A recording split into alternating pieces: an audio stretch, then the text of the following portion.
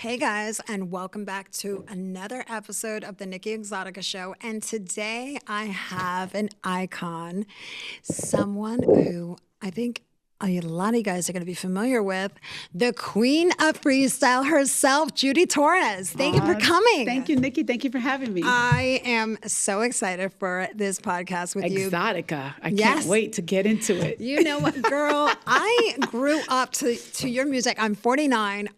When I was a little boy, I was literally dancing around to your freestyle hits. I mean, you, Sweet Sensation, Expose, the Cover Girls, were my favorite. Lizette Melendez. I mean, Cynthia. Yes. The queens. We have to talk about Cynthia. Yes, the queens of freestyle. So growing up, and you grew up in the Bronx, and how was your musical style and your connection to freestyle? Like, how did you get started with that? Well, it's funny. When I first got started, we didn't know it was called freestyle. Okay. You know, I just wanted to get in the music business. If someone had approached me with a country song, I would have done a country song because I just wanted to get my foot in the door. Right. And so initially I thought I was going to do musicals. I thought I was going to go for Broadway. And I had a manager and he said, you're never going to, get anywhere or become successful unless you have something original. Okay. I said, I know that, and I don't know what to do. I don't know how to meet anybody. I don't know people. He said, I have a friend named Mickey who's looking for a singer. So I went and I auditioned for Mickey, and Mickey said, I have this song. It's called Love's Gonna Get You. I said, okay. He was working with two other singers. One of them was named Vicky. And the day before we were going to record, we all got together for dinner, and we're listening to the demos, right? And so I hear her demo, and I'm like, oh my God, that song is great. So I go over to her, I was like, that's a really great song, Vicky. She goes, I really don't like it. I like yours.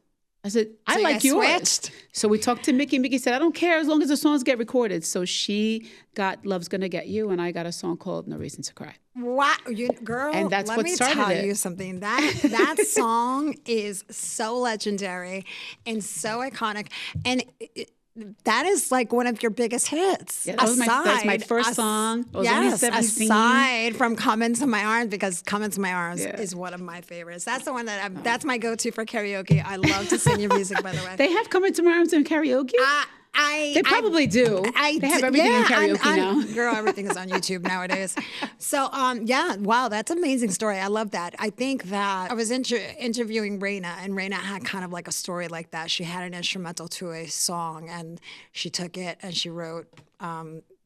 It wasn't No One's Gonna Change You. It was this other song. Find Another Woman? Yes, Find Another Woman. It was song. a lot of, it's magic. It's like if it's meant for you, if it's meant to happen, if it's in the universe, it falls into your lap, and there you go. Yeah. So and we didn't know it was called freestyle at the time. Right. I just knew that there was this sound. There was a new direction in music. Exactly. Very well put. So so I used to listen to Lisa and Cold Jam. Me too. And she was the beginning, right before you. Yes. She was the original artist, like the queen. And then it was like, and then you came around, and then I was like, okay, I feel the difference of the music changing. And that's when all of a sudden freestyle started to begin. Yeah. And before I started, I had a Walkman at the time, and I heard Cover Girls, Show Me. Yes. I heard When I Hear Music by Debbie Deb. Yep. I heard Silent Morning by Noel. Yep. And I was like, wow, what is this What cool is this new stuff? sound? What is Yes. this? And I noticed everybody in my neighborhood was listening to it, everybody.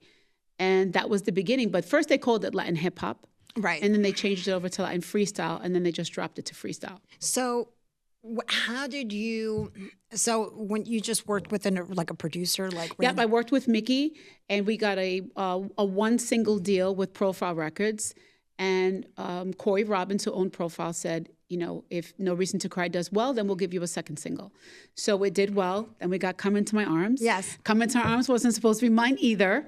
Wow. Yep, Mickey. Girl, well, thank God it was, honey, because you did some justice to that song, honey. Thank you. I was in the car with Mickey, and he says, I got this new singer I'm working with, and this is a song that I'm working on. It's not finished yet, but let me play it for you. I'm really excited about it. Girl, the beginning of it, it's and just I heard, I was like, Mickey, and he was singing on the demo. You gotta give it to me. You were begging him, right? You have to give this to me. He said, it's not even finished yet. And I said, I'll finish it. I'll write it and I'll sing it for you. And if you don't like the way I sing it, then you could give it to whoever. So you wrote No Reason I wrote part of Come Into My Arms. I didn't write No Reason to Cry. Marilyn Rodriguez wrote No Reason to Cry. Marilyn Rodriguez, I believe, also wrote Bad of the Heart for George Lamont. Okay. So that's her history. Yeah. So the next one. So obviously Come Into My Arms. So then that did well, and then I got an album, and then they released a song called I Love You for All Seasons. And then the label said, we're not going to release anything else. They released Please Stay Tonight, and then they said, we're not going to release anything else. And I was kind of bummed about it. I really liked the album. And then a few weeks later, he says, we need you to come in for a photo shoot. I'm like, why? He says, because we're going to release Love You, You Love Me. And I said, why? And he said, well, Little Louis Vega, who was a huge DJ back in the day. Yes. He's still a huge DJ. He started playing it at 1018, the club that he was in. And people started calling the radio station asking for it. So the radio station's like, where's this song? Love You, Will You Love Me? So that played at the clubs. What about your other hits? Like, did they play at the clubs too? Or were they No Reason to Cry played at the club, Come Into My Arms, Please Stay Tonight, Love You, Love Me. I would say those are the big ones that played in the club. Yeah. And then I had a second release, a second album that had come out. The first release off of that was called I Love You for All Seasons. And it was just when freestyle stopped getting played on the radio. So here I am with this brand new album. I'm like, it's bigger than the first one. It's going to be amazing. And that's it. Yeah. Well, I used to dance. They used to have teen night. I grew up in the Jersey Shore, so nice. They had these teen nights. They had Temptations and was that DJs too? Wasn't that a place called DJs? And Belmar? Yep. So I used to go to the teen nights, and they had a club in Amesbury and Long Branch. I mean, they had all these teen nights, and I used to go there. So it was fun. And what was your earliest memories of making music? Like, when did you realize singing was more than just a hobby for you? Like, did you have any other endeavors? Like, was singing in the top of your list? Like, you wanted to be a singer? When I was a kid, singing was always at the top of my list. That was my number one thing. I just didn't know how I was going to do it. So it was your passion, your number one. You didn't do anything else? Like, did you As I got into high school, I noticed, especially in junior year, I was very fascinated with human behavior. Okay. So I thought for a second I was going to major in music therapy, which is a combination of music and psychology, which I thought that's perfect psychology. For me, But music therapy wasn't as popular as it is now. So there were only 3 schools that gave it. And one of the schools was Dayton University in Ohio. I couldn't go there because I didn't want to leave my mom. My mom was a single mom. She had 5 of us all together. I was the oldest. So I was like, I can't leave, Mom. You had to be a caretaker. So I just decided to, major in music and minor in psychology. But my career took off, and I withdrew from college because I thought I could always come back to college, but I'll never get this opportunity again. So out of all your songs, which one of them was like your biggest emotional significance for you, and why? Come Into My Arms. Yeah. So mine too. That's one of my favorites. Come Into My Arms because, there's a lot of reasons. Number one, it's fun to sing. It can be hard to sing. Like if I'm not feeling good, that's a hard song to sing. The riff that you go up high. Yeah, the high note is like, oh my God. And sometimes I go, why did I do that? No, bitch, because I was watching the Beatstock. I was just at Beatstock. Oh, you were? Oh, girl, great. I was backstage dancing too. I can even send you like my story. I could find it and I could send it to you. I was like this, like dancing in the back. My favorite because vocally it's fun to sing. It's challenging. It's the one I really love the most. I feel like it has the most feeling to it. Yes. Also because it's based on a true story about a boyfriend who really broke my heart. And when I wrote the rest of Come Into My Arms, I thought about that experience, and it was like 1, 2, 3. It was so easy. I wrote it like in 10 minutes. It was real quick. And 3, because people like singing it. And now there's a gentleman on TikTok, and he's on Instagram too. His name is Jay Garcia. He's hilarious. He loves freestyle. And so he has this video that he does with his mom where he's singing all these different freestyle songs. And it gets to Come Into My Arms, and it gets to the high note. And then his mother smacks him in the head like, shut up. And it's the funniest freaking thing. So I love that people make fun of it. They enjoy it. They sing it. It's great. It's one of my favorites. So what's something your fans might be surprised to learn about you? Like perhaps a hobby, a fear, or like a past dream you didn't pursue? Like, what do you like to do for fun? I like hiking. Yeah. I like hiking, and So it's funny because I'm the clumsiest person on the planet. Same. I bust my ass all the time, especially in heels. I can like instead of falling downstairs, I like fall up the stairs. Girl. The struggle is true. Yes, right? Especially when you get older, girl. No, I love there's something about being in nature that makes me feel calm, that no matter what my problems are, even if they're not solved, I just leave with just a better feeling, like I'm more grounded. It's like a reset. Yeah, it's funny because I can't stand insects, but I love nature. Yeah, so I love nature. I guess you gotta be connected to all things. Have you ever hiked right by the George Washington Bridge? There's a beautiful. Oh, path. I used to go to. So there's two scenic routes where they have hiking trails on the Jersey side, though. On the Jersey side, yeah, that's where I go. Oh, which one do you go to? Do you know? I the go name to of the it? one along. There's Alpine, the bridge. I don't know which. I think it's Alpine. Okay. I don't know. There's one Alpine, and then the one after Alpine. It's like I think it's right before exit 3. It's the one I used to go to all the time. I used to call that my cliff. Okay. And I would hang out there whenever I had a problem.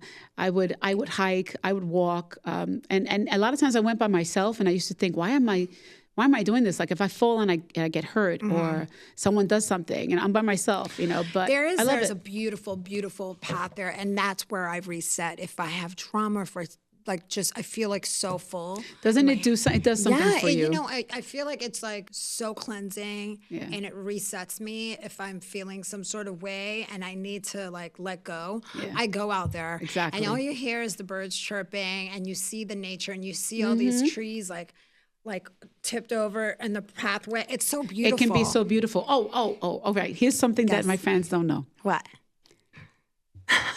I hug trees. Come on. She likes to sniff feet. No, I'm just kidding. Whoa. Come on. Give it I to only us. started doing it recently. I started hugging trees. Hugging trees. I check out the tree first because there could be ants and stuff. So I check out the tree first. You don't want ants crawling. I will hug them or I will just touch them. Oh. I heard that I heard that if you do it without your shoes on, it's extremely grounding. Yeah. They say the trees have energy from the tree is very healing. That is I don't true. know, but I do like it. I think everything in this universe has energy. Yes. And everything is alive, at the end of the day. So I used to kill bugs. And, if I had a bug in there, I was like, and take the chancleta and you slap it. But now it's like, okay, I'm like this, like take a spider and let it out. I do the same thing, except if it's a mosquito, it's going down. It's going down. Cucarachas are going to die. Because they always bite me. They eat me alive. And that's true. I went hiking. I think I stepped in a nest or something because I got bit like 15 times in seconds. And I literally felt it. It hurt. Yeah. And by the evening, my face was swollen. Oh, yeah, you could break out everything. Hives, and I ended up in the hospital. I had cellulitis. I had to stay for 3 days. Oh, my goodness. So, they serious. Can really... So if I see a mosquito in the house, it's going down. Yeah, they're going down. Yeah. So are you Puerto Rican?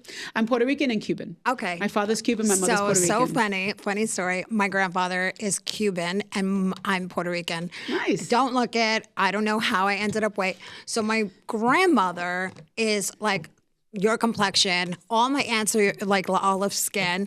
And then my mother is like totally white. Right. And we always used to say, like, okay, my grandmother had sex with the milkman. Like, Well, most Puerto Ricans have 3 ethnicities in them. We have Taino, which is the indigenous. Yes. We have Afro, right, African. And we also, a lot of us have Spaniard and or Portuguese. So it's so funny you say that because when I did my ancestry DNA, I'm 30% African. I don't know how. Yeah, wow. I knew I was Is that your highest percentage? Yeah. Wow. Girl. Yeah, I was 26% Portuguese. So I'm Spaniard, like you said. Yeah. Spain, Puerto Rico, and Africa. But to have 30% African, I'm like, how am I part African? That's insane. Yeah. I'm like, I knew the big lips and the big butt was like telling me something. So, do you like to cook? I mean, I like to cook when I'm really in the mood. Okay. Like if I have time, I like cooking. Yeah. I'll put on music. I like Spanish guitar for some reason. So I'll put Spanish guitar, a glass of wine, and I'm in heaven. Yes. And I can cook for about 4 people without feeling stressed. Dish?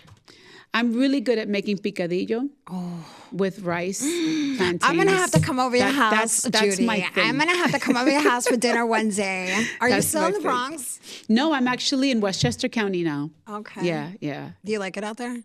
I do, and it's because after I got divorced, there were two reasons that I moved there.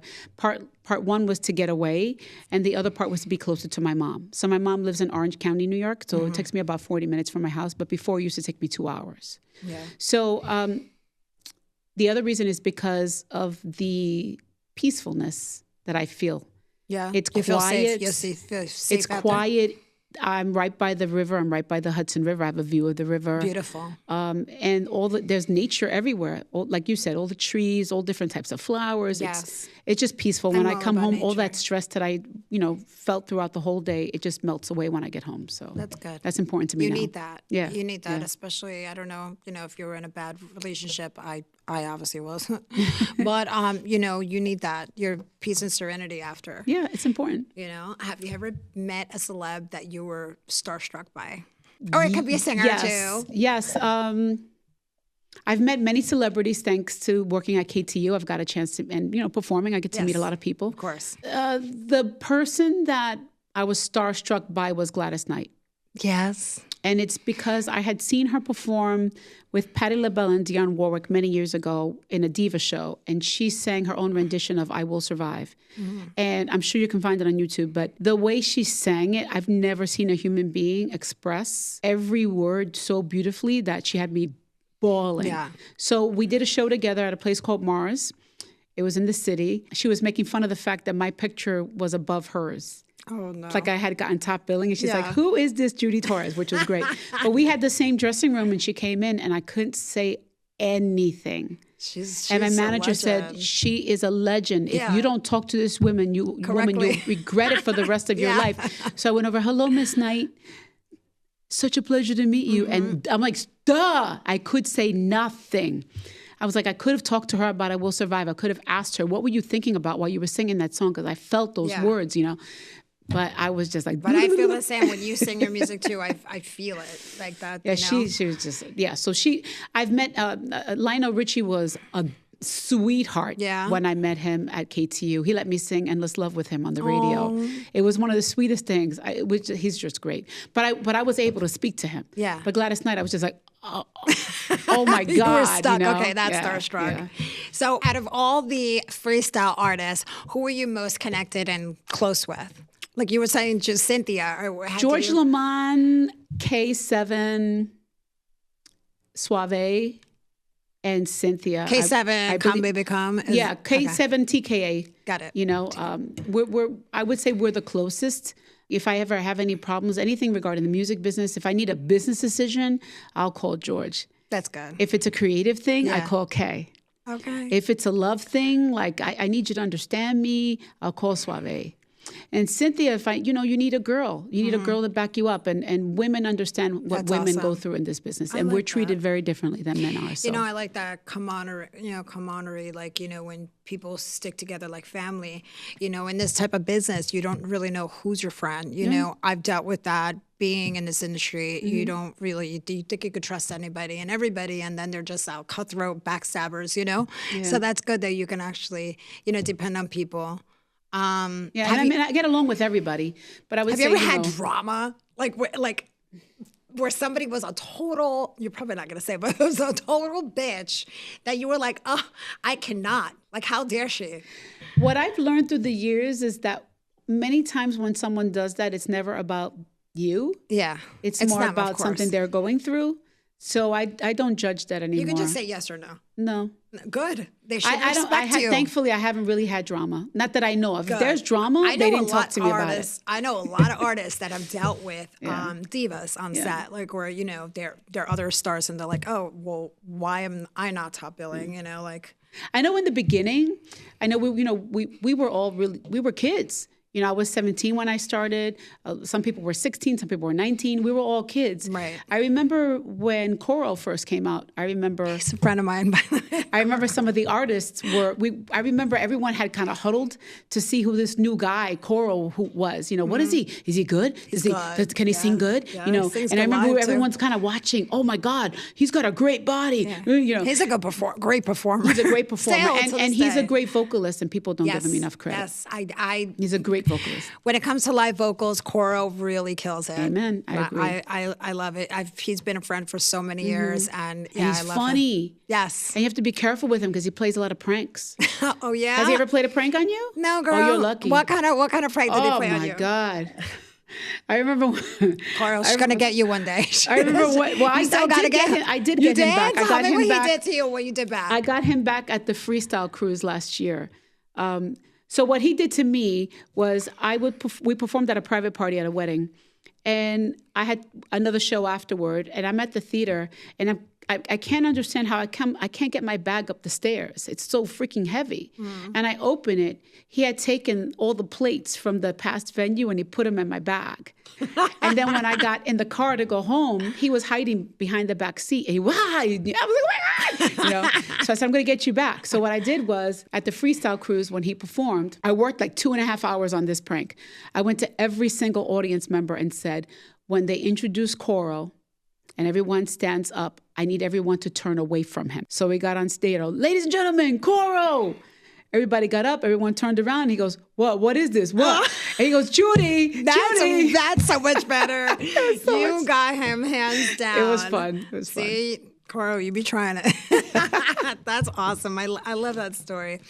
Well, you've been active in the music for over 30 years now. And looking back, what were some of the defining moments that pushed you forward early on? Like, were there any moments, like other artists that came out, they were like, yeah, I want to do this, like as a career? You mean what kept pushing me to keep this as a career?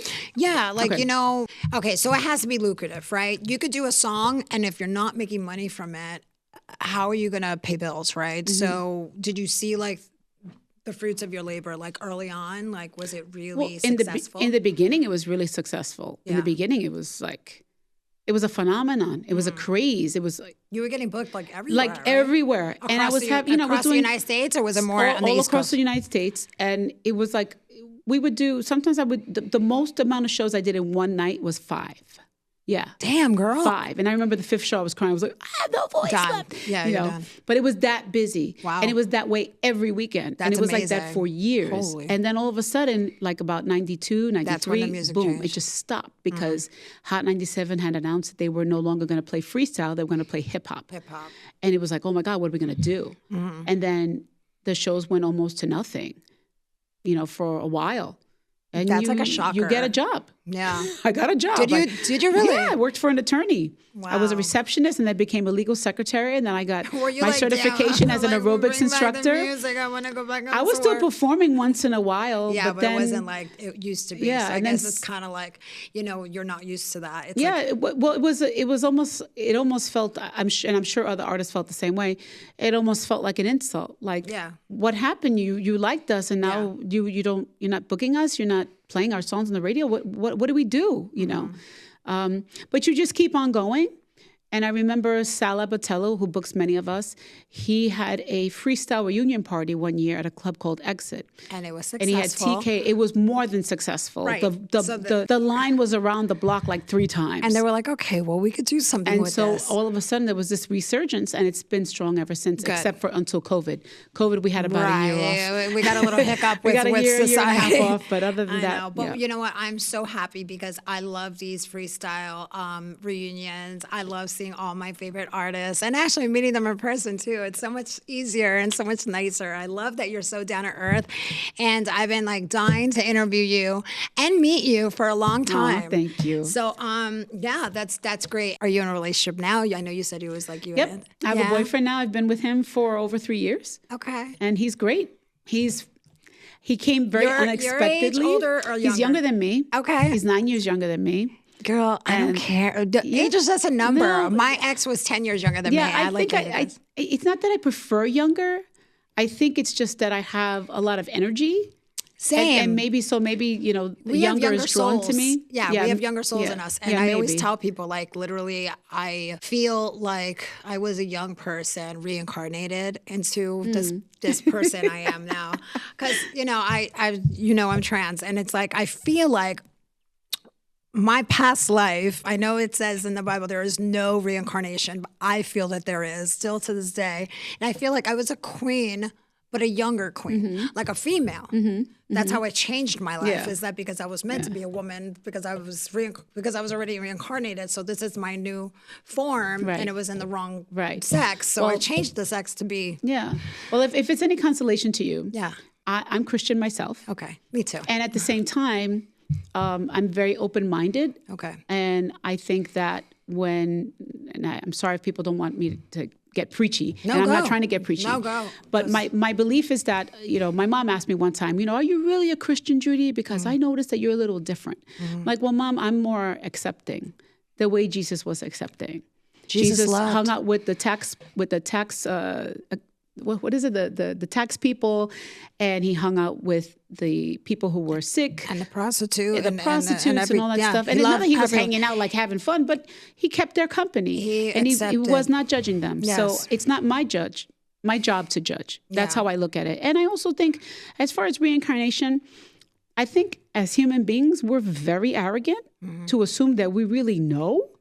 Exactly. We really don't know. We really don't know. And if, let's say, for example, even though as Christians we're not supposed to believe in reincarnation, but if we did for a second, right, then wouldn't that change our behavior now?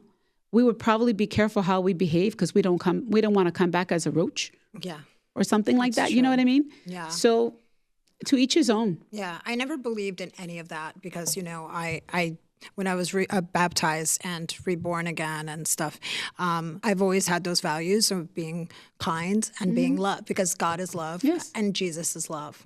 So when people put out hate into the universe, it's like, you're not Christian, you're not God, and you're judging. And you're not supposed to judge. Yeah. That's in the Matthew 7. So it's like, why are you? You sit there and you're criticizing me, and you're saying you're Christian, but you're a hypocrite. You can't do that.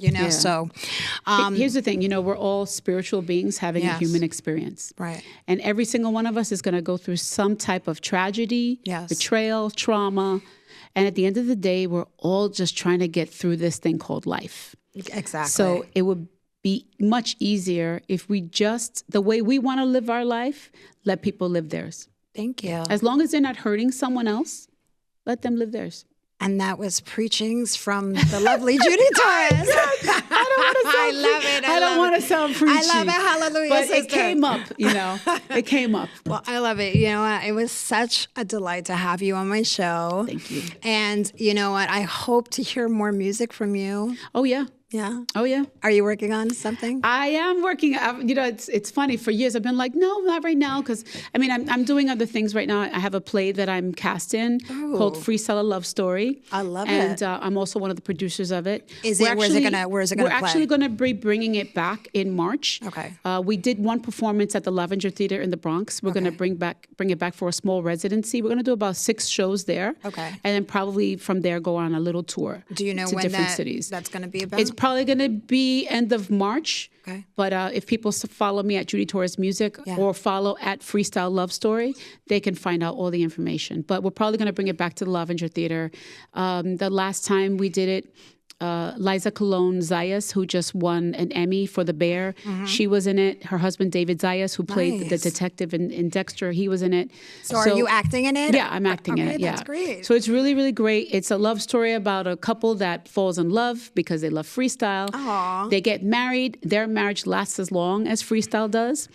I gotta come and check this out. They have a couple of tragedies, and then 30 years later, they're at the Radio City Freestyle Extravaganza, and they bump into each other. Oh. So the question becomes, if you bumped into your first love, what would you do? What would you do? I love that concept. It's really good. It's a great show. I'm definitely gonna come check it out. It's a great show. Thank you. And yes, definitely. If you love this story, love stories, love Judy Torres, go check that out when it comes back out. Thank you for coming. I so appreciate you. Thank you, Nikki. God bless you. Thank you. God bless you too. And that's another amazing episode of the Nikki ExotiKa Show. Kisses. Just so narcissistic, so narcissistic.